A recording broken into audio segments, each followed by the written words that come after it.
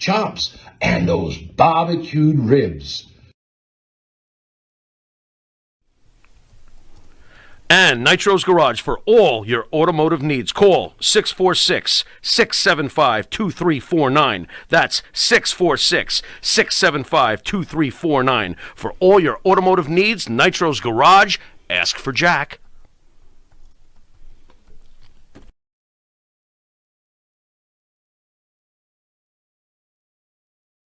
What are you doing? All right, welcome back to Long Island's number one pro wrestling broadcast. Monty Farrell, only seen here on the Music TV. And Savio, welcome, sir. We love you. We love you. We love you, man. Oh, thank you, my thank you, God. thank you, thank you very much. And Thank you for Savio having me. says, hey, Monty, why do you have a picture of Ahmed Johnson up? So I guess that's going to go into question. You know what, man, brother? We had Ahmed Johnson on the show about a month and a half ago, and he hit a home run. And Sure did. Yes, you know what, man? Got to ask you a question. Do you understand what he say? We did. Good. But, No, but hold on. Oddly enough. Hold on, I can see that's a shot fired. But so, thoughts on Mr. Ahmed Johnson, sir? Yeah. I love him. Okay. Really? Okay. I mean, that guy. The first time I saw, we are in Dallas. I believe it was Dallas. When he walked in the dressing room, What a specimen. we are all the BSK there, Taker's there, Yokozuna's there, rest in peace. Fatu's there, Papa's there. He just walked in, and I just saw him. He's coming, big, monster, walking in. I just say something I can say now, but I can What do say you it, mean but you can't say it? no, You're I don't want. Monty in the Pharaoh. I don't Say want it. to see it. And He's so polite. yeah, Okay. I say, Say look at this Nick motherfucker, and he just stopped right there and look at me, like with his stone face. I say, what are you looking, mo? And Okay. all the guys start laughing, and now he's pulled right there, part of the crew. Went back another day there. He took him to his house, and treated me great. Great guy. I love him. We worked together. When I turned heel in the Madison Square Garden, it was with him. He was my partner against Farouk and Crush. Right. And I turned with him. Great guy, man. Great guy. Why do you think that he had so many enemies in the business? Because after talking to, and he was a great guest, but the basic vibe was a lot of people shut him out. Was it because he shut them out, or he was just not cut out for the behind-the-scenes bullshit? Yeah. What made you get along with him compared to most? Behind the scenes bullshit. Okay. It's one of the biggest personas there. Were people jealous of him? Well, you see that big guy, big monster. He have, and his look to pushing big time. Amazing look. And Amazing. But the finger went the other way. Did he ever come to you with frustration, like behind the scenes, because you seemed to be friendly with him? No. One time we sit down. It was him, Farouk, and me. He said, "Come on, let's talk to Vince." I said, "Talk to what?" He want to be part of the nation. When the nation was just crushed. Would have been great, by the way. Well, in my opinion. that's part of the that's what he thought. That's what we I mean, thought. to be fully part of it behind the scenes too, Yeah. without all the nonsense. Yeah. But We that's what we thought. And, you got this black son of a gun, big, huge guy.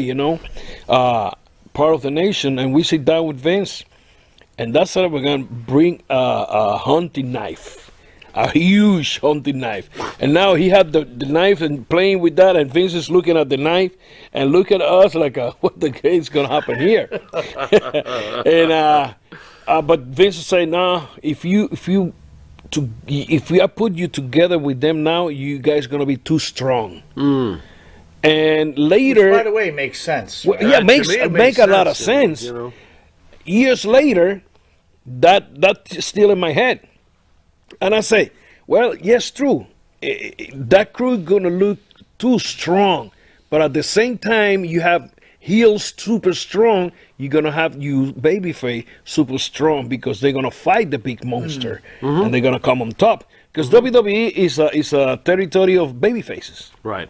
Right. The heat, you got some percentage of heat, but the other percent of the babyface stronger and going to eat him up. So... he said, well, that's going to be too strong by that time. 96, 97, maybe? Yeah, around that period. Yeah. And But then later he turned, and he was part of the nation later. I believe so. You know. So in the interview, he said that Sean was cutting the legs out from under him. He was cutting everybody. He was cutting everybody. Is Sean a piece of shit? Well, by that time he was the rooster in the farm, and he don't want nobody else to be. But I think the question the Pharaoh is asking. Oh, is Sean a piece of shit? Is like, I understand at the time, right? So it seems like all's forgiven because Sean has found God and life is good. Yeah. But with due respect, your first interview, you said, hey, man, you know what? You're a great worker. Yeah. You had the respect of the boys. You had the respect of management. Yeah. And a guy like Shawn Michaels cut the money out from under you. How Everyone, was all a lot forgiven? Of people, a lot of people. One of the reunions. I don't know if I mentioned in the first interview when I cut Razor's hair. They got together. Was Razor's? He got me in WWF. Right. After the joke, we play the joke back to back on each other.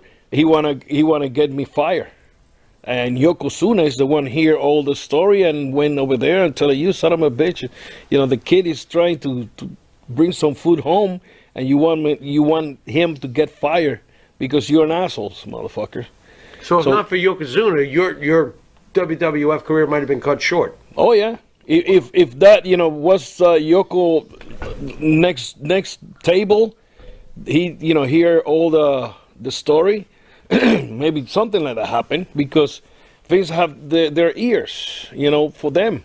You tolerate Scott Hall if you run into him nowadays? Oh yeah. We talk about that. I mean, you're yes. cool with him after all of this shit? How do you find the way to be like, oh, it's okay, motherfucker? You're trying to take food off my table. Out of your mouth, and he's living high in a hog in Florida. He could drug up all hold he on. wants. Drug up all he wants. 12 rehabs bought and paid for. Right. Right. Yeah. I mean, how do you find a way to be like, all right, it's cool, bro? No, I go with the part of he gave me the job there. He gave me that opportunity. I took it. But after that, I just went away from them because, what I gonna do? Beat the fuck out of them? Do something wrong? I think the question is, how do you feel personally, though? Like, look, obviously you can't beat the shit out of them. What are you going to do at the time? You want a paycheck. Everybody understands that. We all live through that life, right? You got to suck it up, and that's what it is. But personally, Savio Vega, it's like, how do you get over that? Well, we're still talking about that. So it's like you can get, you want to get revenge at the same time.